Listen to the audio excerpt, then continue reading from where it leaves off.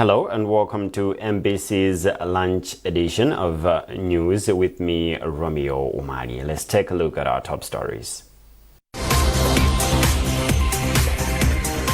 The Roads Fund Administration allocates 50 billion kwacha for the rehabilitation of the M1 road sections that are in bad shape.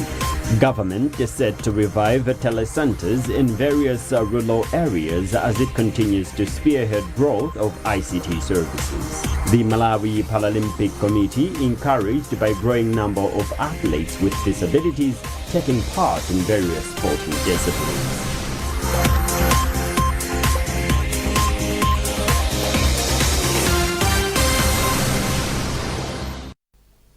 In our first story, the Roads Fund Administration, RFA, has allocated 50 billion kwacha to the Roads Authority to kickstart rehabilitation of the M1 road sections that are in bad shape. Director of Finance at RFA, Alex Makwata, disclosed this in Lilongwe during a media briefing. Austin Fugula reports. Makwata indicated that the 50 billion kwacha to be used is courtesy of fuel levies and toll gate fees. He said the rehabilitation exercise will go a long way in addressing poor conditions of the tolled roads.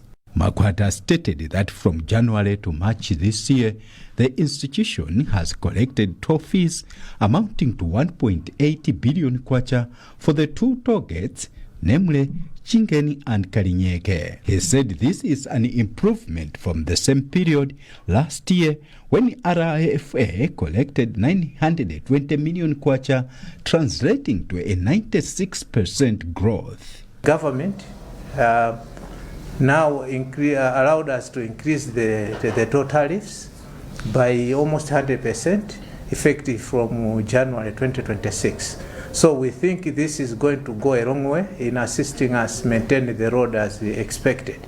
But we are also aware that the 3 years we have lost a lot and the road has deteriorated a lot. Makwata indicated that 4 additional toll gates will be constructed in the 2026 to 2027 financial year, when they will be collecting toll gate fees for maintenance and rehabilitation of the country's roads. The new toll gate locations include Nkamanga in Mponera and Gwai in Nkamenya, both along the M1 road, Chireka on the Lilongwe-Nchinji road, and Nalufa on the Lilongwe-Salima road. Malawi introduced tolling in 2021 as a means to use toll gate fees for maintenance and rehabilitation of its-tolled roads. Austin Fugula, MBC News, Lilongwe. Minister of Information and Communications Technology, Shadrack Namalomba, has advised the communications regulators in the SADC region to move from mere regulation to ensuring service providers bring digital solutions to be enjoyed by those in remote areas. Namalomba was speaking in Lilongwe during a meeting for Communications Regulators Association for Southern Africa, CRASA. Isaac Jali has a report. Opening the Communications Regulators Association for Southern Africa, CRASA, the Minister of Information and Communication Technology, Shadrack Namalomba, observed that to date, some communities in the SADC region are yet to be digitally connected and be able to use various digital solutions. Hence, regulators in the region should now strive to close the gap between the connected and the non-connected. Namalomba said he wants to see a SADC region where students should be able to enroll and study online without many hitches, and also where people in the village can source markets and sell online without any problems. Hence, communication regulators in the region should bring solutions that enhance inclusivity. Connectivity does not only mean that I should be able to connect with a person who is resident in this country. If you talk about commerce, a person, a woman or a lady should be able to transact on mobile money with a vendor, for example, in Zambia. These are just examples of what a connected SADC can be. Our countries right now depend on digital transformation. And indeed, yes, digital transformation cannot be just a success story for any country like Malawi. It must be a success story for all of us in SADC, and even all of us in Africa, even also all of us in the world. For his part, Acting Executive Director for CRASA, Brian Mwansa, said although the Southern Africa region is registering strides in digital penetration, there is need to enhance collaboration and information sharing among member states to ensure no member state remains behind in digital transformation. In the case of CRASA, 14 different member countries, each with their own independent judiciary, each with their own independent laws. The challenge of CRASA and why it exists is to make sure these independent national regulatory frameworks are harmonized. They are looking more or less the same, having more or less the same approach, approaching issues of common interest in a uniform and harmonized way. Board chairperson for Malawi Communications and Regulatory Authority, MACRA, Chance Gondwe, disclosed that MACRA and various other service providers are embarking on various projects, including ensuring public institutions are all connected. Together with the government, I think we have made some strides in terms of access to digital services, the digital economy.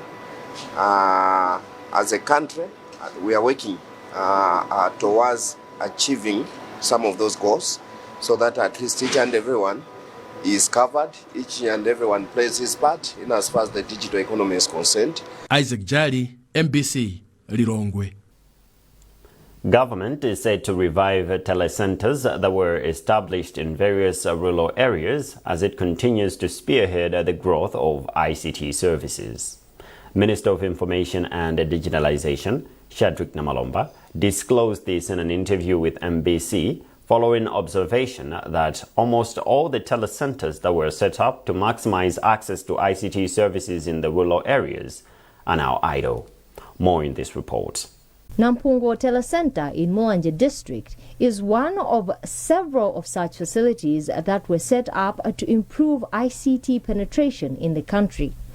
However, the facility has been in a dilapidated state, with the structure housing it now used as a town hall for this remote area. It is against this background that government intends to redesign the program to breathe life into these facilities, as explained by Minister responsible, Shadrack Namalomba. They are not in operation, very true. It's a question of sustainability. And behind the question of sustainability is ownership.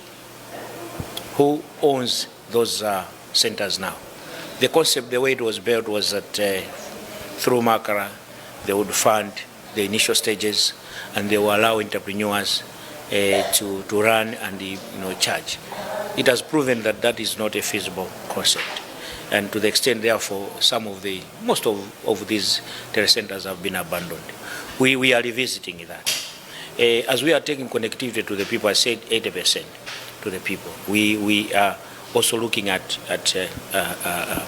reforming or transforming these telecenters. We want them to offer different services, not only internet where you go and so forth, but we also want to go to offer different services. You can offer mobile money there. You can offer like mini banking, rural banking, a number of services that would require you at the moment to move from your village to go to a district or to go to Lilongwe, to go to Blantyre. So we are reforming that, and very soon you will see that we will have bundled all of that and we'll begin to see some activity happening in these telecenters. Among others, the facility was supposed to bring internet and other ICT services closer to rural communities, especially the youth, to ease their access to information, job opportunities, and data that can help in creating solutions to the challenges they face at community level. Through the telecenters, government intends to narrow the digital divide and improve the socio-economic livelihoods of rural communities across the country. Elin Chimoyo, MBC News, Blantyre. The Chief Resident Magistrates Court in Blantyre has ruled that a Dutch national Wim Axter has a case to answer on 5 out of the 6 charges he is facing. Axter, who is also the executive director of the Timoteus Foundation, is accused of sexually abusing young boys and some employees at the organization 5 years ago. Ruth Chinangwa has the details in this report. Chief Resident Magistrate Paul Chocha said that among the charges, the court has acquitted Wim Axter one allegation of battery due to lack of concrete evidence that indeed the incident occurred. Following the ruling, the defense lawyer Michael Gobachipeta requested the court to grant them 21 days if necessary to respond to the charges, which the court has granted. Victor Jere is the state lawyer in the case. On the part of the state, I think sort of mixed reactions. Ideally would have wanted if he was found with a case to answer on all 6 counts. But as it has happened, he's been acquitted on 1 and he's been found with a case to answer on the remaining 5.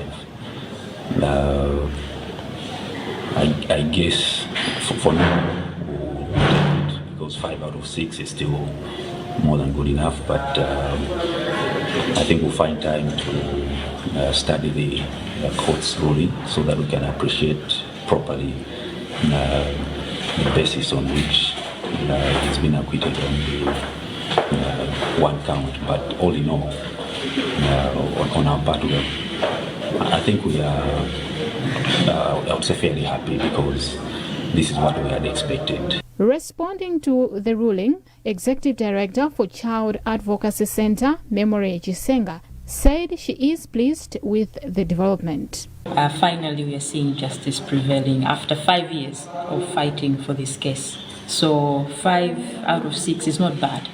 And as a human rights defender that has been on this case since 2021, I'm very happy. And I do believe that very soon we are seeing a conviction, very soon we are seeing a sentence. And that is all that we are waiting for. The case will return to court on May 20th this year. Ruth Chinangwa, MBC News, Blantyre. The Minister of Health and Sanitation, Madalitso Waloi, says the country is making significant progress towards eliminating neglected tropical diseases by the year 2030. Waloi made the remarks in Lilongwe during the official opening of the 2026 annual meeting of the World Health Organization's National Neglected Tropical Disease Program Managers for Africa.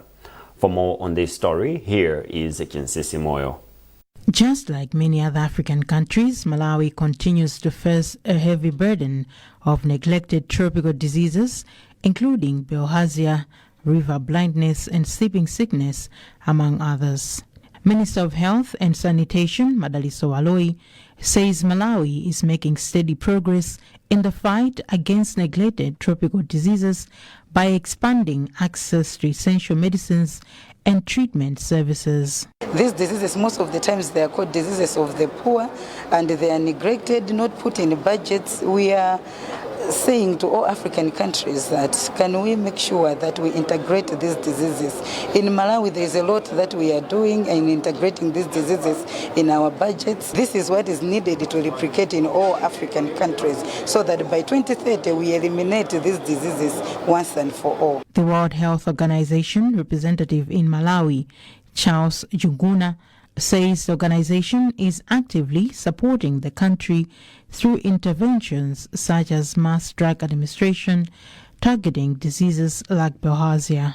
WHO is very critical in terms of working with the ministries of health, and one of the key things that we do is to ensure that we support the government with mass drug administration and ensure also there is support in terms of logistics, ensuring that those campaigns to be able to reach every child in the affected population or every member of the community, we are able to achieve that. Namibia's NTD program manager, Unje Kaura, has expressed optimism that the meeting will address key challenges hindering African countries from eliminating neglected tropical diseases. What is it what we can do together with our partners, together with our funders, as well as our government as well also, how best we can work together in order to eliminate. The annual meeting of Africa's Neglected Tropical Disease Program Managers has brought together health experts from across the continent under the theme Leveraging Innovative Tools and Sustainable Financing to Advance NTD Elimination in Africa. Chinsisi Moyo, MBC News, Lirongwe. This is MBC News, a reminder of our top stories. The Roads Fund Administration allocates 50 billion kwacha for the rehabilitation of the M1 road sections that are in bad shape. Government is set to revive telecenters in various rural areas as it continues to spearhead growth of ICT services. The Malawi Paralympic Committee, encouraged by a growing number of athletes with disabilities taking part in various sporting disciplines.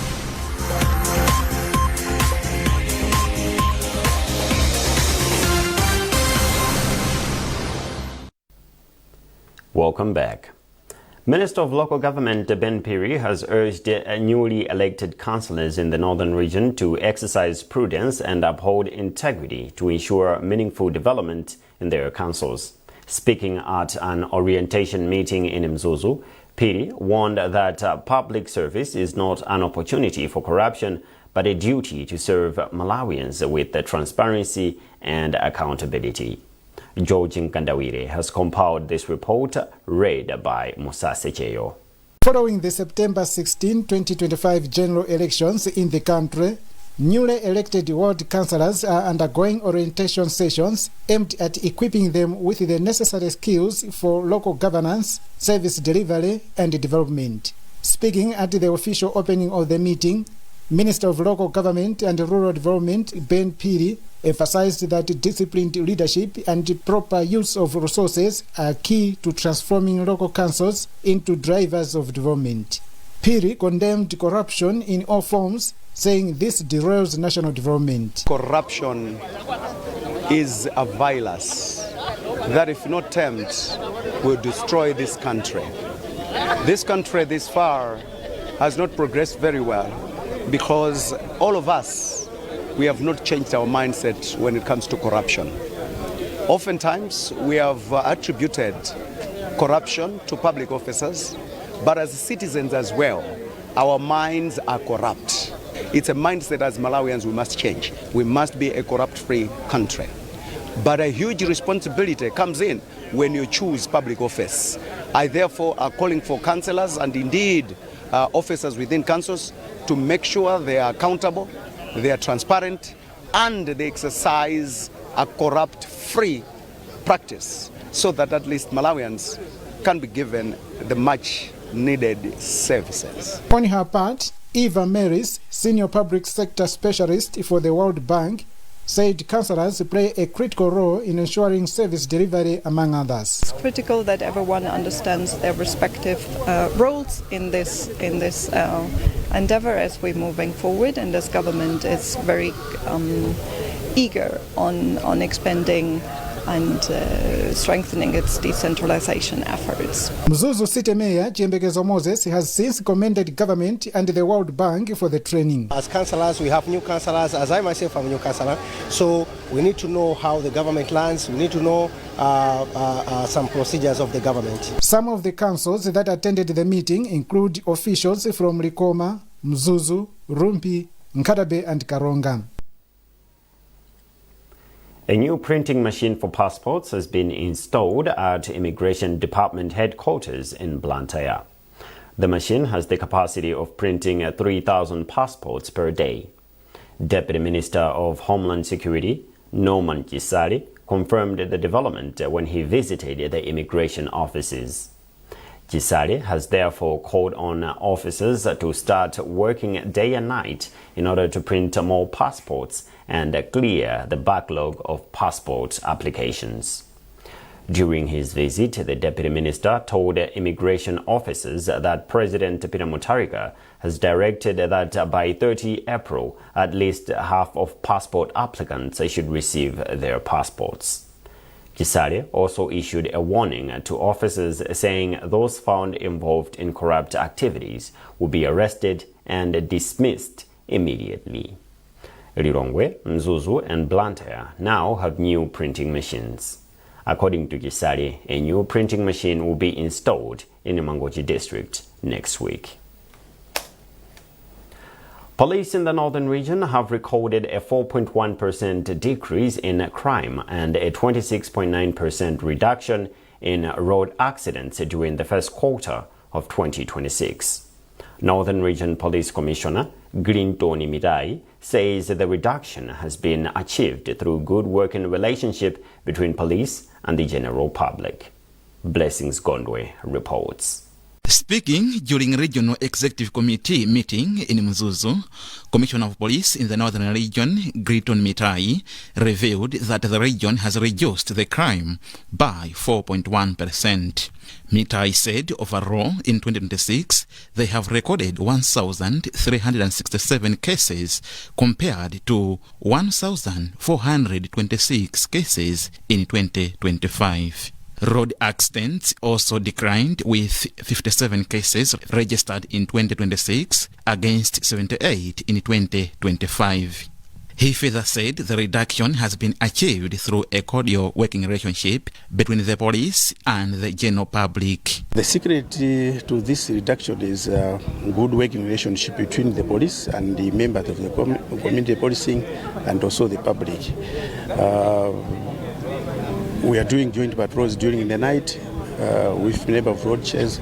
If you go around Katoto, Ruinga, you see during the night joint patrols being done by police and the members of public. However, the region has recorded a 55.1% increase in murder cases, as in 2026, 45 cases were recorded compared to 29 in 2025.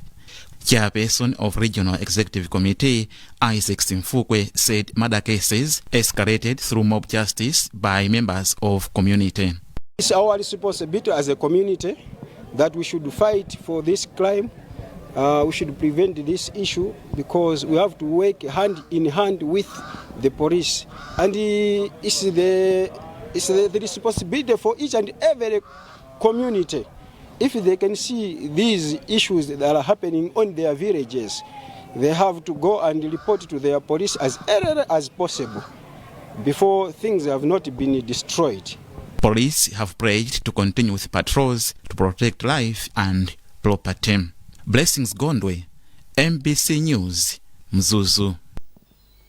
Local communities in Cholo district have described the Tiambe project, which is also being implemented in Mulanje district, as key to unlocking lasting solutions to gender-based violence. Chief Masai from the area of Senior Chief Kwetemure said this during a community awareness meeting aimed at highlighting the dangers of violence through a development theatre performance organized by Art and Global Health, Art Glow, in collaboration with Eastern Produce Malawi. Ruth Jinangwa with the details. According to the chief, cases of gender-based violence, especially within families, have declined in communities, giving hope in the fight against this practice. Speaking during the meeting, Cholo District Social Welfare Officer Hape Katimpwa said the project has helped in promoting children's rights. As you can see, Cholo is surrounded with the tea estates. Now, the Yambe project, it has assisted the surrounding tea estates communities to understand about gender-based violence. So if we can connect with the children, you know, a number of children that are being suffering in terms of family issues, it do affects even the kids. In terms of the parents, they do have parallels, so it affects even the kids. The director of Artiglo, Roger Piri, said the project is focusing on the communities surrounding estates under the Eastern Produce Company.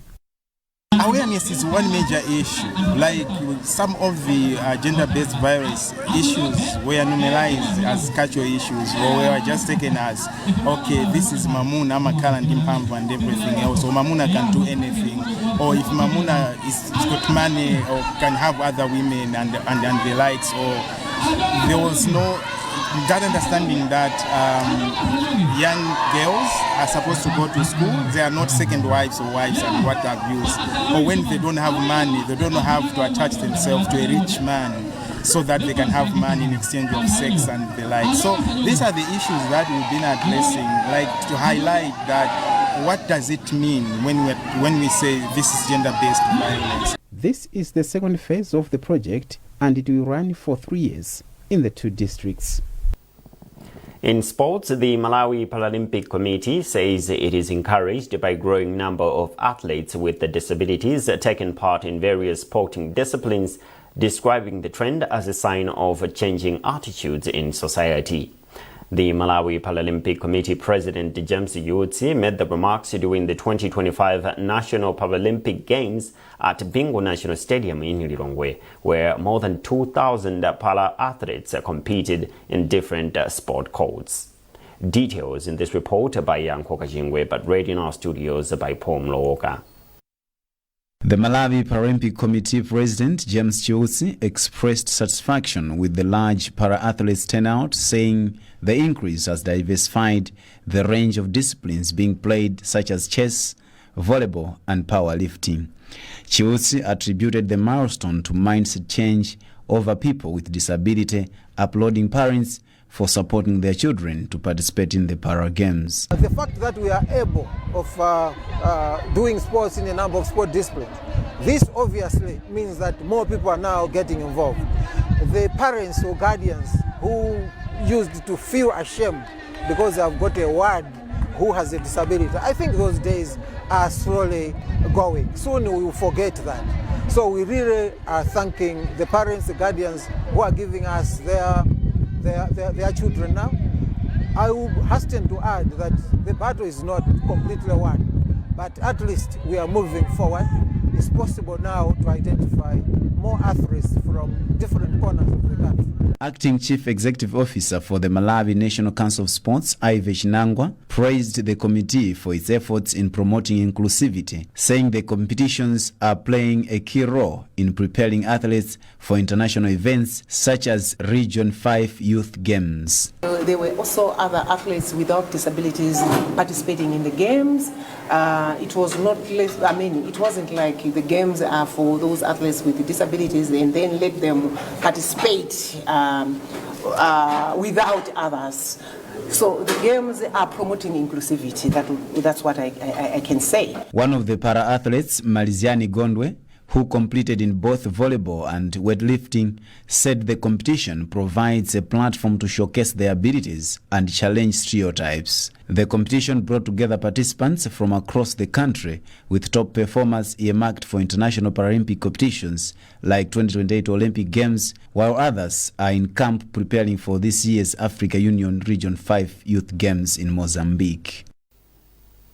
And that item wraps up this edition of MBC News. But before we leave, here is a recap of our top stories. The Roads Fund Administration allocates 50 billion kwacha for the rehabilitation of the M1 road sections that are in bad shape. Government is set to revive telecenters in various rural areas as it continues to spearhead growth of ICT services. The Malawi Paralympic Committee, encouraged by a growing number of athletes with disabilities taking part in various sporting disciplines.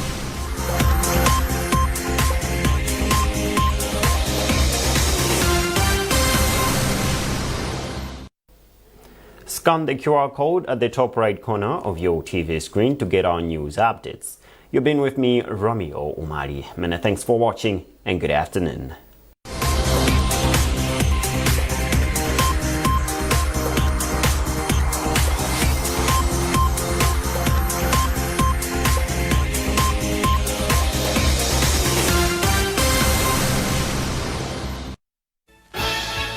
Something big is coming on NBC. Not what you've seen before. A new force is about to hit the road.